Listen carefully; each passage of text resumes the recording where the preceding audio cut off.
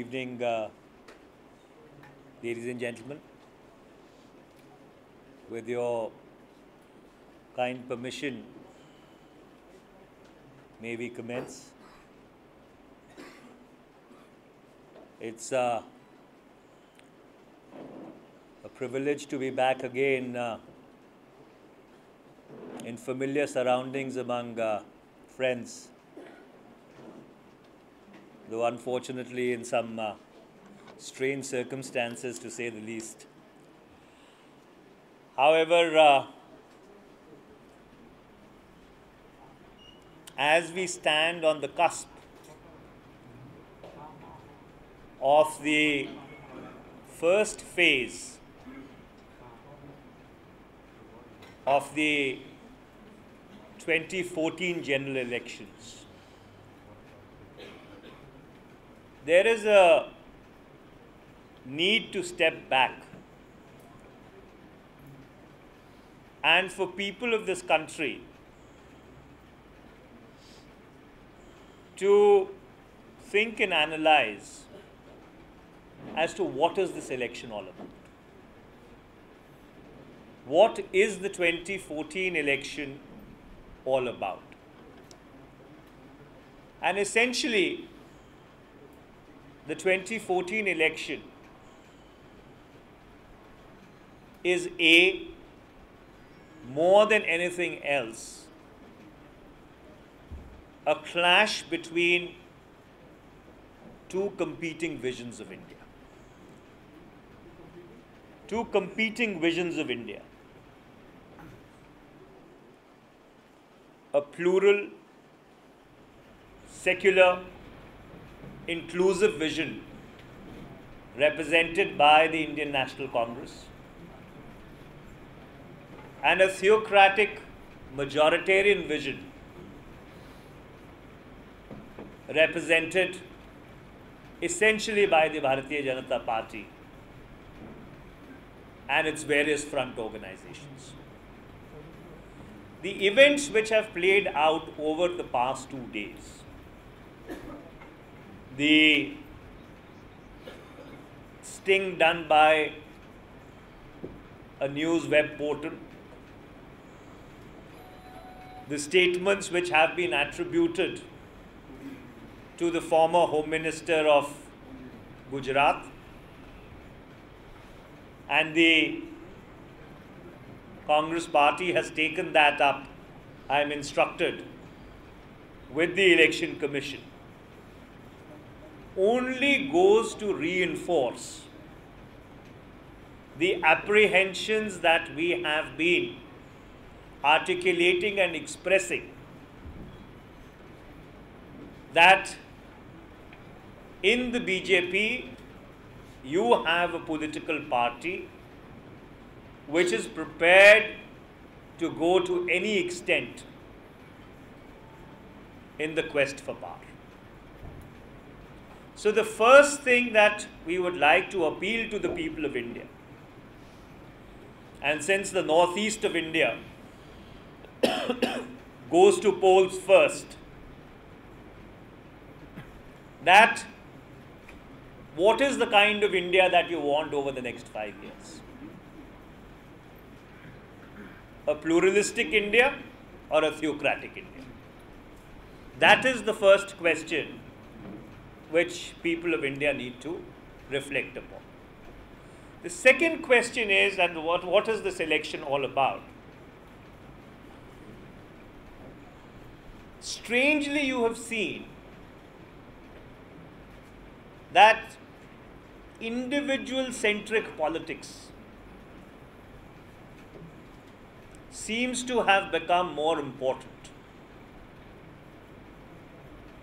than any articulation on issues. The Bharatiya Janata Party found time to issue a charge sheet against the UPA government. And the most interesting thing about that charge sheet was that except for repeating what they have been saying over the past 5 years, There was nothing substantive on offer, even in terms of a substantive charge. But they could not find the time, even as campaigning closes for the first phase, to articulate a policy position. To articulate a policy position or to articulate a position on policies. This only underscores the scant respect which they have for the collective intelligence of the people of India. That for them, it does not matter as to whether people know or they do not know what their position on critical issues is. What only matters to them is an obsession with trying to market a personality. And history bears testimony to the fact, if you unfold the pages of history, that whenever personality-centric politics has dominated, the implications, whether in a democratic dispensation or a theocratic dispensation or even a totalitarian dispensation, have been disastrous.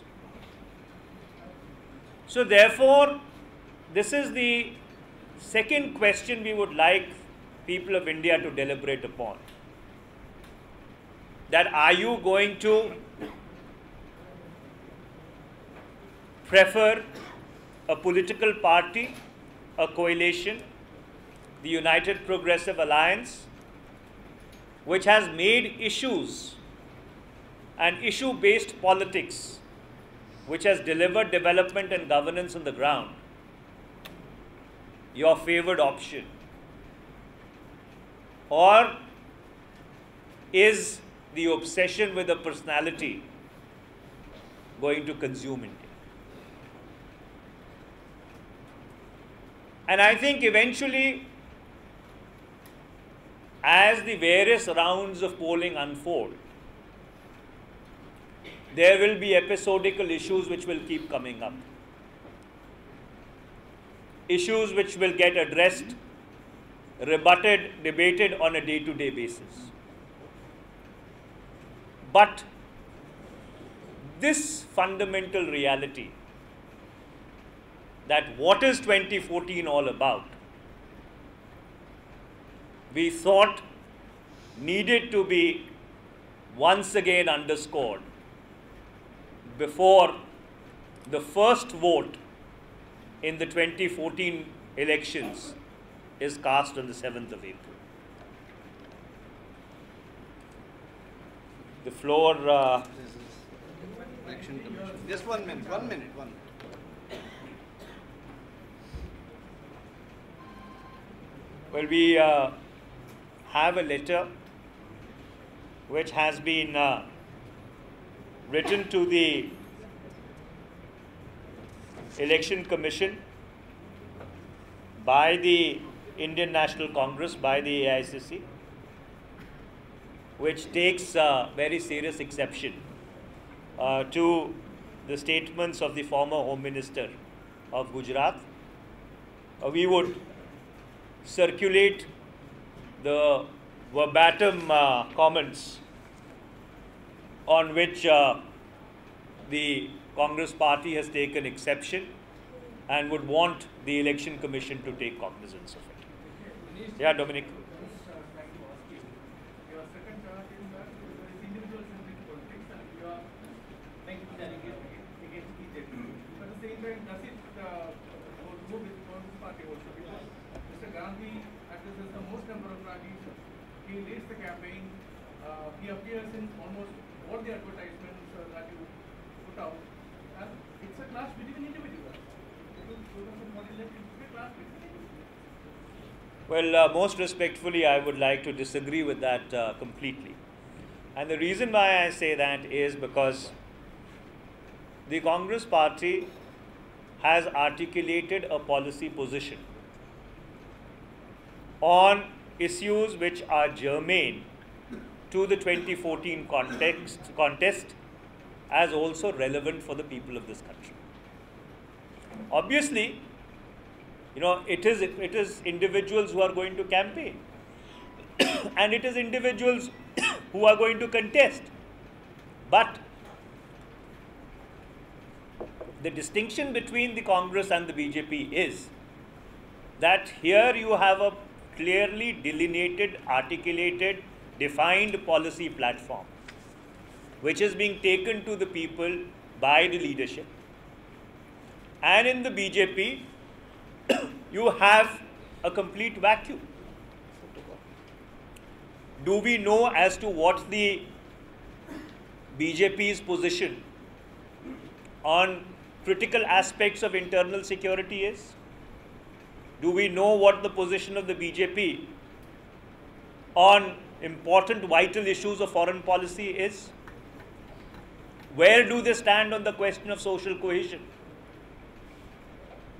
Has the Bharatiya Janata Party said anything about the 2002 program?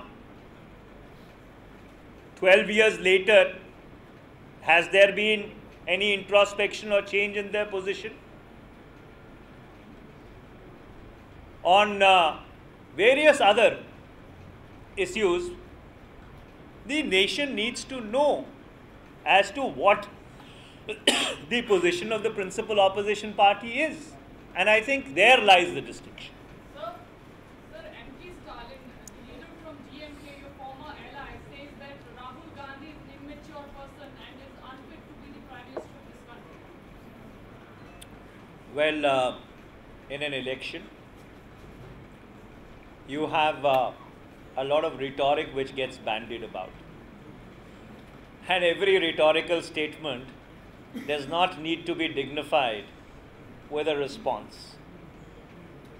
The true test of maturity or immaturity is not rhetoric which is articulated by a political leader. The litmus test of that is your acceptability among the electorate, and Mr. Rahul Gandhi is not only the natural leader of the Congress party, but is also an accepted political leader of this country.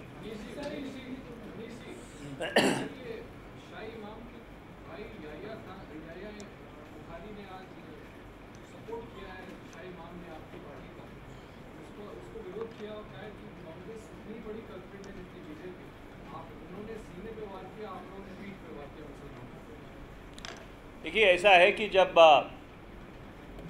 कोई भी चुनाव होता है या किसी भी ऐसे मुल्क में जिसमें अनेक समुदाय के लोग रहते हैं, हर राजनीतिक दल का ये उत्तरदायित्व तो बनता है कि वो सब लोगों से बात करे, उनकी जो चिंताएं हैं, उनके जो मुद्दे हैं, उन मुद्दों को संज्ञान में ले। तो अगर भारतीय राष्ट्रीय कांग्रेस ने या भारतीय राष्ट्रीय कांग्रेस के नेतृत्व ने किसी समुदाय के लोगों से बात की है, तो हम उसे बिल्कुल गलत नहीं मानते। और इसका ये मतलब नहीं है कि और समुदाय के लोगों से बातचीत नहीं की जाएगी। अब उसमें किसी व्यक्ति का अगर कोई प्रतिक्रिया है तो उसके ऊपर टिप्पणी कर कर उसको सुशोभित करना कोई ज़रूरी नहीं है।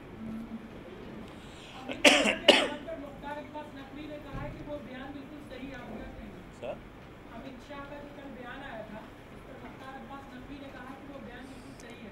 देखिए, जहाँ तक कांग्रेस का सवाल है, कांग्रेस पार्टी ने उसके ऊपर जो रुख अपनाया है उसको मैं आपके संज्ञान में ले आया हूँ। हम चुनाव आयोग के पास गए हैं और हम ज़रूर उम्मीद करते हैं कि चुनाव आयोग उसे गंभीरता से लेगा और उसके ऊपर जो भी उचित कार्रवाई है वो उचित कार्रवाई जल्द से जल्द करेगा। या शायद Manish, your senior ally, NCP chief Mr. emerge as the single largest party, followed by the Congress. And a slew of opinion polls and other projections seem to be not only reinforcing such an assessment, but also amplifying such an assessment. So much so that with the projection that Congress may end up with simply in double-digit number. What is your reaction? Well, I can only take you back to 2004 and 2009. In 2004 and 2009, though these gloom and doom scenarios were the bread and butter of every journalist in every briefing till the time the result did not come out. And the solid work which has been done by the UPA over the past 10 years has now started resonating automatically into the discourse. Voices, independent voices, who are concerned not only with social cohesion, but protecting the entire rights-based entitlement structure, have now independently started weighing into the national debate. So therefore, if the situation was all that one-sided, as your question suggests, you would not have had this automatic upsurge from the grassroots filtering itself in. Tiwari ji, आपने कहा कि 10 साल में जो कुछ काम कांग्रेस ने किया, लेकिन वो जो आपने कुछ डिलीवर किया वो पब्लिक तक नहीं पहुंच पा रहा, बल्कि अपोजिशन जो बात करती है वो पब्लिक को जल्दी समझ में आता है। तो कहीं ऐसा नहीं लगता कि कांग्रेस प्रचार और प्रसार करने में पीछे रह गई मोदी से? देखिए, प्रचार और प्रसार का सबसे बड़ा साधन होता है आपके नीतियों का क्रियान्वयन और उन नीतियों का फ़ायदा लोगों को किस तरह से पहुंचता है। तो इसलिए जो नीतियां यूपीए की सरकार ने अपनाई और जिन नीतियों को क्रियान्वित किया, उसका फ़ायदा लोगों तक सीधा सीधा पहुंचा है। तो इसलिए ये जो प्रचार और प्रसार की मिथ्या है, ये प्रचार और प्रसार की मिथ्या का भी की जो असलियत है वो 16 मई को हम सबके सामने उजागर हो जाएगी। हाँ। प्रियंका गांधी से संबंधित जब सवाल आता है तो कार्यकर्ता नारे लगाने लगते हैं, पोस्टर बैनर लगाने लगते हैं, नेताओं में खलबली मच जाती है। आपने 2 दिन पहले ये कहा था कि जनार्दन द्विवेदी ने किस कॉन्टेक्स्ट में बयान दिया है, उनसे बात करके बताऊंगा। क्या आपकी बात हुई है और क्या प्रियंका गांधी के लार्जर रोल के बारे में पार्टी विचार कर रही है? देखिए, जहाँ तक श्रीमती प्रियंका गांधी वाड्रा का सवाल है, कल भी और आज भी इस सवाल का जवाब इसी मंच से हमारे सहयोगी ने दिया है। तो मुझे नहीं लगता कि उसमें अब कुछ जोड़ने या घटाने की गुंजाइश बची। Thank you very much.